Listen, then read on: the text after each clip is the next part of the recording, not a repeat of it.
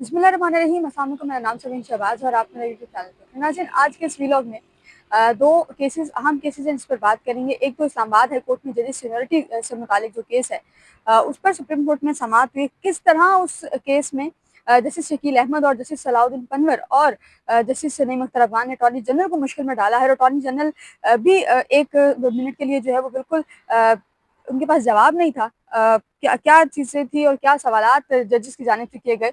अब वो तफसीलात आपके सामने रखूंगी। दूसरा, मखसूस नशिस्तों के हवाले से केस की भी आज समाअत थी, और ये मखसूस नशिस्तों का जो केस है, अब ये नज़र आ रहा है जजिस के रिमार्क से कि ये केस किस तरफ जाएगा।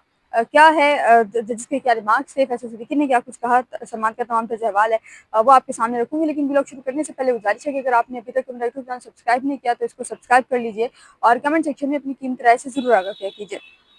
इस्लामाबाद हाई कोर्ट में जजिस सीनियरिटी और तबादलों से मुतालिक केस हतमी मराहिल में दाखिल हो चुका है। जुमेरात तक ये समाअत मुलतवी की गई है और जुमेरात को अटॉर्नी जनरल जवाब का जो दलाइल है वो सिलसिला है वो शुरू होगा। सबसे पहले मुनीर मलिक साहब, जो कि दरखास्त गुजार जजिस के वकील है, वो जवाब देंगे और उसके बाद फिर दीगर जो वकला हैं वो भी शायद अपने दलाइल जो है वो देंगे।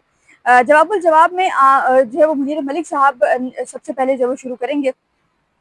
आज समाअत के इख्तिताम पर सलाउद्दीन साहब की जानिब से बताया गया कि उनकी तबीयत थोड़ी सी नासाज है, जिस वजह से मुनीर मलिक जो है वो जो अगली हेयरिंग होगी, जब भी आप रखेंगे, उस हेयरिंग पर मुनीर मलिक साहब जो है वो जवाब के लिए दस्तयाब होंगे। तो जुमेरात तक अब इस केस की समाअत मुलतवी की गई है। जजिस सीनियरिटी केस में आज अटॉर्नी जनरल साहब जो है वो खासी मुश्किल में नजर है। अटॉर्नी जनरल साहब से सब कुछ सवाल जजेस की जानिब से किए गए। अटॉर्नी जनरल ने जब दलाइल का आगाज किया तो उन्होंने कहा कि इस्लामाबाद हाई कोर्ट में ट्रांसफरिंग जजेस की नई तकरीरी नहीं हुई। जजेस ट्रांसफर पर आए हैं तो नए हल्फ की जरूरत जो है वो नहीं होती। यहाँ पर अटॉर्नी जनरल बार बार एक ही पॉइंट को बता रहे हैं कि अगर कोई जज ट्रांसफर होकर आता है तो उसको नए हल्फ की जरूरत नहीं होती। जो हल्फ लिया हुआ होता है, जो पुरानी हाई कोर्ट का हल्फ होता है, वही उस हाई कोर्ट का जो हल्फ जो है अब वो चलता आता है।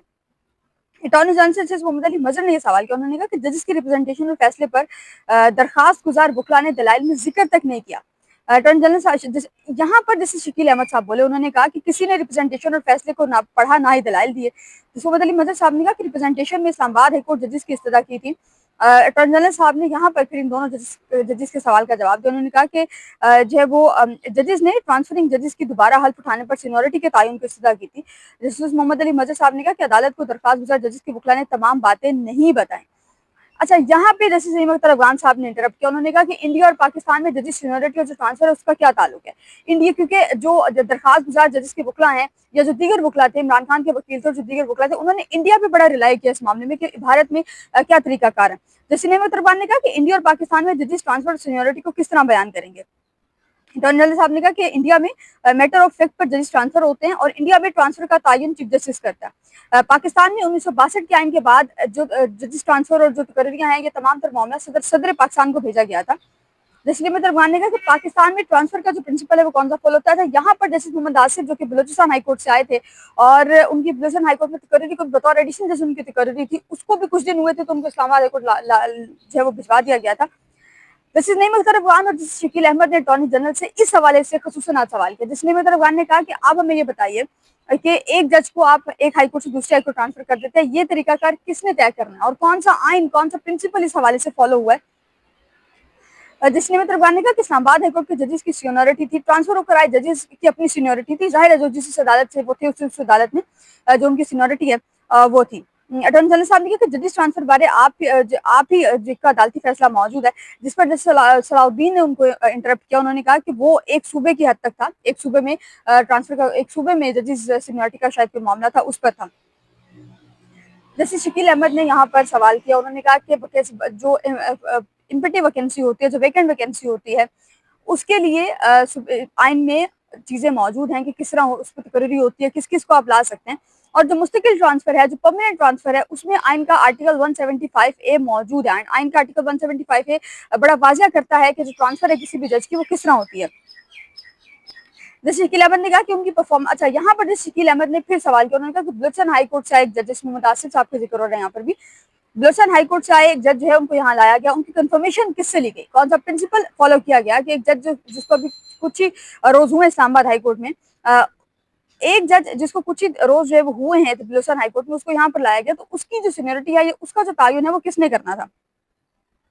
अटॉर्नी जनरल साहब ने कहा कि उसका जो तयन है वो जो मुतल्लिका जिस हाईकोर्ट में वो इस वक्त मौजूद है उसका करेगा।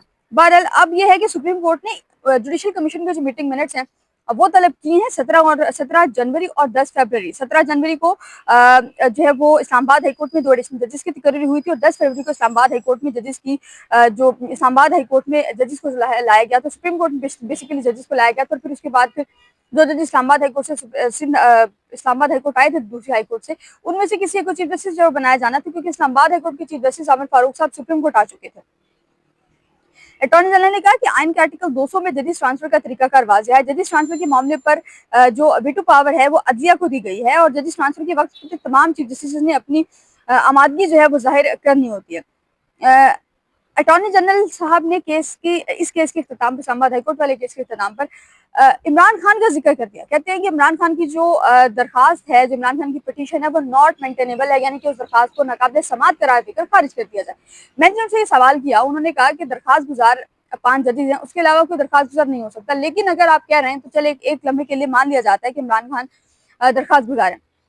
उन्होंने कहा कि अगर ये पिटिशनर दरखास्त गुजार नहीं है तो फिर इसका क्या किया जाए। तो अटॉर्नी जनरल साहब ने कहा कि इमरान खान की जो दरखास्त है उसको नाकाबिल समाअत करार देकर खारिज कर दिया जाए। इमरान खान समेत दीगर जो लोग हैं जो दरखास्त गुजार बने हैं, उनकी दरखास्त को नाकाबिल समाअत करार देकर खारिज किया जाए। अब ये केस हतमी मराहिल में है और होपफुली के जो है वो आइंदा 2 से 3 समातों में या 4 समातें हद से ज्यादा उसमें इसका फैसला आ सकता है। फैसल सिद्दीकी साहब ये कह चुके हैं कि मैं 2 समातों में जो ये जवाबुल जवाब जो है वो खत्म होंगे और जवाबुल जवाब मुनीर मलिक साहब ने देने हैं, वो क्या करेंगे अब ये देखने। लेकिन ये केस जो है अपने बराल में दाखिल हो चुका। दूसरा, मखसूस नशिस्तों के हवाले से सुप्रीम कोर्ट में आज समाअत हुई है। फैसल सिद्दीकी साहब सुन्नत काउंसिल के वकील हैं, उन्होंने आज अपने दलाइल दिए हैं। फैसल सिद्दीकी साहब ने आज भी अदालत को कन्विंस करने की कोशिश की कि जो मखसूस नशिस्तें हैं उस पर उसके लिए जो एक रूल फॉलो हुआ है वो गलत रूल फॉलो हुआ है। फैसल सिद्दीकी साहब ने कहा कि अच्छा, यहाँ पर फैसल सिद्दीकी साहब का ना एक अपना दलाइल देने का अपना तरीका है कि वो थोड़ा सा जजिस पर रिलाई करते हैं। फैसल सिद्दीकी साहब ने कहा कि जो है वो जस्टिस जमाल खमंदुखी ने उनसे सवाल किया। उन्होंने कहा फैसल साहब आप नजरसानी को सपोर्ट कर मुखालफत कर रहे हैं। फैसल सिद्दीकी ने कहा कि मैं आपकी जजमेंट को सपोर्ट कर रहा हूँ, क्योंकि जस्टिस जमाल खमंदुखी ने जब ओरिजिनल फैसला आया था इस केस का, तो जस्टिस जमाल खमंदुखी साहब ने डिसेंट जो है वो अपनी राय दी थी और एक सेपरेट राय जस्टिस जमाल खमंदुखी ने बिल्कुल सेपरेट गए थे। तो उसका फैसल सिद्दीकी ने यहाँ पर जिक्र किया। उन्होंने कहा कि हम जो है वो आपकी जजमेंट को सपोर्ट कर रहे हैं। सुन्नी घाट काउंसिल की जानिब से 2 वकला थे, एक हामिद खान और दूसरा जो है फैसल सिद्दीकी।